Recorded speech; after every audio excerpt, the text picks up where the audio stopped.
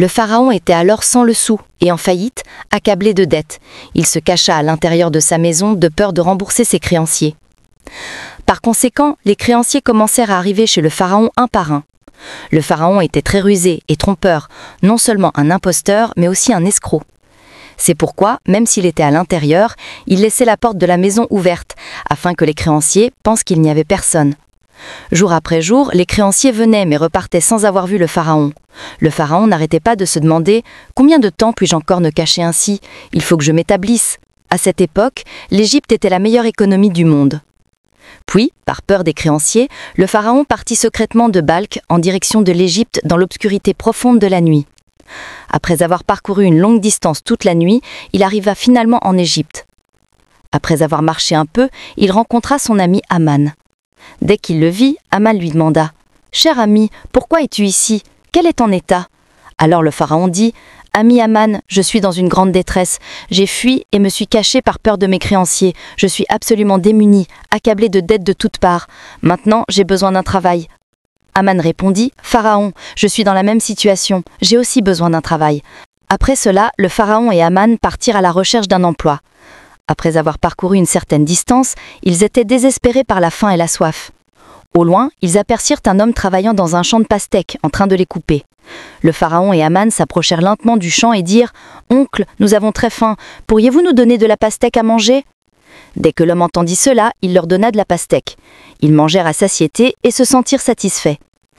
Puis, le propriétaire du champ de pastèques leur demanda « Je ne vous ai jamais vu auparavant. Qui êtes-vous et d'où venez-vous » Le pharaon répondit « Nous sommes des étrangers, venant de Balkh pour travailler. » Le propriétaire du champ de pastèques pensa qu'il avait aussi besoin de main-d'œuvre. Alors il leur demanda « Voulez-vous travailler pour moi ?»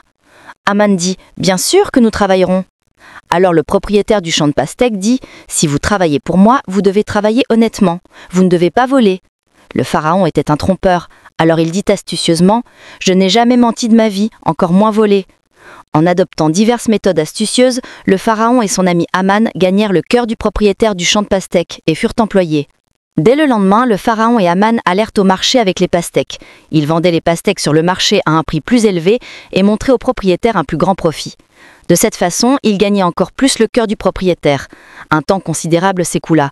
Un jour, le pharaon dit au propriétaire du champ « Oncle, vendez-moi les pastèques à la pièce, ainsi vous gagnerez encore plus. » Le propriétaire du champ accepta sa proposition. Par conséquent, dès le lendemain, le pharaon emporta à nouveau les pastèques au marché pour les vendre. Le pharaon achetait les pastèques à la pièce et parfois il volait quelques pastèques. Et arrivé au marché, il coupait les pastèques en petits morceaux et les vendait à des prix exorbitants. De cette manière, le pharaon gagna beaucoup d'argent par la ruse. Et montrait au propriétaire un plus grand profit. Pharaon dit à son ami. De cette façon, il gagnait encore plus le cœur du propriétaire. Un temps considérable s'écoula. Un jour, le pharaon dit au propriétaire du champ « Oncle, vendez-moi les pastèques à la pièce, ainsi vous gagnerez encore plus. » Le propriétaire du champ accepta sa proposition. Par conséquent, dès le lendemain, le pharaon emporta à nouveau les pastèques au marché pour les vendre. Le pharaon achetait les pastèques à la pièce et parfois il volait quelques pastèques. Et arrivé au marché, il coupait les pastèques en petits morceaux et les vendait à des prix exorbitants. De cette manière, le pharaon gagna beaucoup d'argent par la ruse. Une nuit, le pharaon dit à son ami « Aman, si nous continuons à vendre seulement des pastèques comme ça, nous n'accomplirons rien dans la vie. Nous devons faire autre chose. » À ce moment-là, un événement remarquable se produit. Le roi d'Égypte lança un avis public dans tout le pays par l'intermédiaire de son armée. Les soldats se rendirent à différents endroits et annoncèrent « Il est porté à votre connaissance qu'un gardien est requis pour le cimetière égyptien. Si une personne souhaite occuper ce poste, elle doit contacter immédiatement la cour du roi d'Égypte. » Après avoir dit cela, les soldats partirent. Après avoir entendu toutes ces choses, directement ou indirectement, le pharaon dit à son ami « Aman, allons à la cour royale. » Aman dit « Je ne pense pas que ce soit possible. » Alors le pharaon dit « Nous ne devons pas laisser passer cette opportunité. Essayons une fois. » Par la suite, le pharaon et Aman se présentèrent immédiatement à la cour royale égyptienne sans délai. Le roi d'Égypte leur demanda « Qui êtes-vous et que voulez-vous » Alors le pharaon supplia les mains jointes « Je suis un voyageur, je suis venu d'un autre pays, je suis très pauvre. J'ai entendu que vous allez nommer un gardien pour le cimetière. Alors, si vous pouviez bien vouloir me donner ce travail, je vous en serais éternellement reconnaissant. » Le roi d'Égypte regarda le pharaon et pensa en lui-même « Il a une bonne santé et une bonne apparence, je pense qu'il peut le faire. » Avec cette pensée, il nomma le pharaon au poste de gardien du cimetière. Dès le lendemain, le pharaon commença à travailler comme gardien du cimetière en Égypte. Jour et nuit, le pharaon se tenait devant le cimetière et son ami Aman vivait avec lui dans une petite pièce à côté. Une nuit, quelques personnes vinrent enterrer un corps, mais le pharaon les empêcha de le faire. Il ne leur permit pas d'entrer dans le cimetière. Alors ils demandèrent « Que se passe-t-il? Pourquoi nous empêchez-vous d'enterrer le corps ?» En réalité, le pharaon était un trompeur et un escroc. Alors il dit astucieusement « N'avez-vous pas entendu que le roi d'Égypte a établi une nouvelle loi? Pour enterrer un corps, il faut donner une pièce d'or. » Ces gens crurent le pharaon et lui donnèrent une pièce pour enterrer le corps. Ainsi, il fut rendu public qu'il fallait donner une pièce d'or pour enterrer un corps. De cette manière, le pharaon gagna beaucoup d'argent par la fraude. À cette époque, un incident étrange se produit. La colère de Dieu commença en Égypte. Un grand nombre de personnes commencèrent à mourir de choléra et de variole. Par la suite, certaines personnes vinrent enterrer les corps. Alors le pharaon, étant plus rusé, dit « Le roi d'Égypte a établi une nouvelle loi. Si une personne meurt de choléra ou de variole, elle ne peut être enterrée que dans ce cimetière en donnant 2 pièces d'or. » Le pharaon gagna beaucoup d'argent en extorquant des pièces d'or à tout le monde par la fraude. Ainsi, cette année-là s'écoula. Ensuite, le pharaon dit à son ami Aman « Aman, regarde, j'ai gagné 2 sacs d'argent, mais nous allons les apporter au roi d'Égypte. » Aman fut surpris d'entendre cela. Il dit « Pharaon, es-tu devenu fou ? L'argent pour lequel tu as tant travaillé et que tu as volé à tout le monde, et à la fin tu vas le donner au roi ?» Le pharaon dit « Aman, sois patient, mon intelligence se révélera progressivement. » Par la suite, sans tarder, le pharaon et Aman se présentèrent le lendemain à la cour du roi d'Égypte avec 2 sacs de pièces d'or. Le roi d'Égypte leur demanda « Que se passe-t-il? Pourquoi êtes-vous venus à la cour royale avec des sacs ?» Alors le pharaon dit « Votre Majesté, j'ai apporté 2 sacs de pièces d'or. » Entendant cela, le ministre du roi les réprimanda, disant « Je suis surpris de votre audace à vous tenir devant le roi d'Égypte en faisant étalage d'argent. » Alors le roi d'Égypte demanda « Où avez-vous trouvé autant de pièces d'or et pourquoi les avez-vous apportées ?» Le pharaon répondit « Votre Majesté, je prenais une pièce d'or à ceux qui venaient enterrer les morts. De plus, il y a mon salaire là-dedans. Mon objectif principal est que je vous donne ces pièces d'or au nom des personnes pauvres d'Égypte qui n'ont pas pu payer leurs impôts au cours des 2 dernières années. S'il vous plaît, remettez leurs impôts. Faites-leur grâce des impôts. » Toutes les personnes présentes furent étonnées d'entendre ces paroles. Le roi d'Égypte fut attiré par ces actions et lui accorda une attention particulière. Dès le lendemain, il fut proclamé dans toute l'Égypte qu'un gardien de cimetière avait payé les impôts des pauvres d'Égypte pendant 2 ans. Tout le peuple égyptien commençait à dire qu'une personne aussi bonne ne se revoyait pas 2 fois dans toute l'Égypte. Si cette personne était le roi de notre pays au lieu d'être un gardien de cimetière, comme nous serions heureux. De cette manière, il gagna d'abord le cœur du roi d'Égypte, puis celui du peuple égyptien. Par la suite, beaucoup de temps s'écoula. Un jour, le roi d'Égypte décéda en raison de la vieillesse. Alors tout le monde s'inquiéta. Qui sera le second Ramsès, le roi d'Égypte? Quelques jours plus tard, une réunion d'urgence fut organisée à la cour royale. L'un des sages éminents présents dit qu'on ne peut pas laisser le trône du roi d'Égypte vacant comme cela. Qui sera le roi d'Égypte? Veuillez discuter et le dire. Alors quelqu'un présent dit « Monsieur, nous pensons que le jeune homme qui est le gardien du cimetière, c'est-à-dire le pharaon, a à la fois la santé et la proéminence. De plus, il est très bon et pense aussi au peuple. Nous pensons qu'il devrait être fait roi. » Alors cet éminent sage dit « Très bien, qu'il en soit ainsi. » Avec le consentement de tous, le pharaon devint le roi d'Égypte. L'homme qui vendait un jour des pastèques et était gardien de cimetière est aujourd'hui le roi de toute l'Égypte grâce à un changement de destin. En réalité, personne ne savait à quel point le pharaon était une personne méprisable. Après que le pharaon fut devenu roi d'Égypte, il utilisa à nouveau diverses ruses et tromperies pour faire de son ami Aman son ministre. Un jour, le pharaon était assis à la cour royale. Il annonça soudain « Dans toute l'Égypte, aucune personne n'aura payé d'impôts au cours de la dernière année. Tous ces impôts seront pardonnés de la part du pharaon. » En entendant cette nouvelle, les gens ordinaires et pauvres de toute l'Égypte furent très heureux. Ensuite, lorsqu'il n'y avait personne d'autre que le pharaon et Aman, Aman dit à Pharaon « Ami Pharaon, si tu pardonnes tous les impôts comme ça, comment le royaume va-t-il fonctionner ?» Le pharaon dit « Aman, sois patient, après ça je concivrai un plan tel que nous serons les rois de toute l'Égypte pour toujours. Il n'y a aucune force qui puisse nous vaincre, cela demande de l'intelligence. » Après avoir dit cela, les 2 s'en allèrent l'un après l'autre. Dès le lendemain, le nom du pharaon commençait à être discuté dans toute l'Égypte. À ce moment-là, Aman appela le pharaon. « Ami pharaon, si tu veux rester roi pour toujours, certaines actions sont absolument nécessaires. » Alors le pharaon demanda « Quelles sont-elles ces actions ?» Aman l'expliqua alors tout point par point. Par la suite, beaucoup de temps s'écoula. Après avoir dit cela, les 2 s'en allèrent l'un après l'autre. Dès le lendemain, le nom du pharaon commençait à être discuté dans toute l'Égypte. À ce moment-là, Aman appela le pharaon. « Ami pharaon, si tu veux rester roi pour toujours, certaines actions sont absolument nécessaires. » Alors le pharaon demanda « Quelles sont-elles ces actions ?» Aman l'expliqua alors tout point par point. Par la suite, le pharaon organisa une réunion d'urgence à la cour royale. Alors le pharaon dit « À partir d'aujourd'hui, il n'y aura pas de système éducatif dans toute l'Égypte. Toutes les écoles seront fermées. » Le pharaon promulgua un décret royal.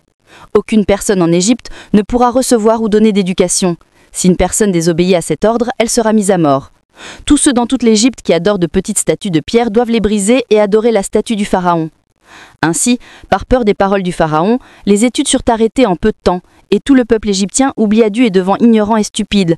Les gens devinrent complètement comme des animaux à quatre pattes. Après cela, le pharaon devint extrêmement arrogant. Il commença à se considérer si grand quand, rempli d'arrogance, il se proclama Dieu. Jour après jour, la quantité d'impôts sur le peuple augmenta. L'injustice et l'oppression augmentèrent. Le pharaon dirigea l'ensemble de l'Égypte à lui seul. La quantité d'usure, de corruption, de fornication et d'adultère augmentèrent. En un mot, le pharaon commença à insulter et à humilier les enfants d'Israël, bannis Israël. Seule Assia échappait à l'insulte et à l'humiliation du pharaon, car Assia était la femme la plus belle, vertueuse et pieuse de cette époque. Ainsi, après de nombreuses années, le pharaon avait épousé Assia. Un jour, Assia était assise dans sa chambre et pensait en elle-même « La façon dont mon mari, le pharaon, opprime injustement le peuple du pays et se proclame Dieu, non seulement il tombera sous la colère de Dieu lui-même, mais il détruira aussi tout le peuple du pays. » Juste à ce moment-là, le pharaon est entré dans sa chambre et a dit « Assia, pourquoi l'air-tu si en quête ?» Alors Assia a dit « Cher mari, vous savez sûrement que cette terre, la lune, le soleil, le ciel et la terre, tout a été créé par le grand Allah Ta'ala. Ne sait par quoi quelle puissance un être humain acquiert, il ne peut pas créer un seul micro-organisme. Les humains sont mortels, tout le monde devra quitter ce monde un jour.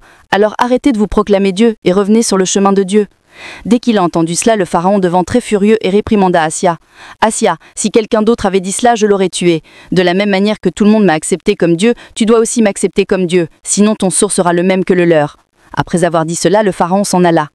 Assia devint très inquiète, car elle ne pouvait rien faire. Des larmes coulaient simplement de ses yeux, de beaucoup de jours s'écoulèrent. Puis un jour, le pharaon était couché dans sa chambre. Au milieu de la nuit profonde, il rêva d'une énorme boule de feu venant de la direction des enfants d'Israël et brûlant toute l'Égypte jusqu'à la réduire en cendres. Cependant, les enfants d'Israël n'avaient subi aucun mal. Le pharaon se réveilla rapidement de ce rêve. Sans tarder, le pharaon appela les grands astrologues de différentes parties du pays à la cour royale le lendemain et leur raconta son rêve. En interprétant le rêve, le pharaon dit « Votre Majesté, ne vous en faites pas, nous prévoyons votre mort dans le futur. Vous ne serez plus le roi d'Égypte pour longtemps, votre pouvoir sera anéanti. » En entendant cela, le pharaon devint extrêmement en colère et réprimanda l'astrologue, disant « Que voulez-vous dire? Que je perdrai le pouvoir? Existe-t-il une telle force ?» Alors l'astrologue dit « Un garçon nommé Moussa parmi les enfants d'Israël mettra fin à votre pouvoir. » Après avoir dit cela, ils s'en allèrent. Quelques jours plus tard, le pharaon dit à Aman « Dans toute l'Égypte, dans la maison où il y a un bébé garçon, prends l'armée et tuez-les. » Selon les commentateurs, alors qu'environ 80 000 enfants garçons avaient été tués de cette manière, le pharaon fit à nouveau venir les plus grands astrologues d'Égypte pour des calculs. Par la suite, les astrologues dirent « Votre Majesté, nous voyons par calcul que parmi tous les enfants garçons que vous avez tués, ce garçon nommé Moussa n'y est pas. » Alors le pharaon dit « Calculez bien. » Cette fois, les astrologues dirent « Votre Majesté, nous voyons par calcul que peu importe à quel point vous essayez de le tuer, vous n'y parviendrez pas. Ce garçon nommé Moussa détruira votre pouvoir, et cet enfant est un bébé maintenant. » Dès que le pharaon entendit cela, il devint encore plus en colère et ordonna immédiatement « Allez et fouillez chaque maison. Tuez Moussa, dans n'importe quelle maison il se trouve. » Cette nouvelle se répandit dans toute l'Égypte. Alors la mère du prophète Moussa, que la paix soit sur lui, devint très inquiète. Comment allait-elle sauver son bébé Moussa?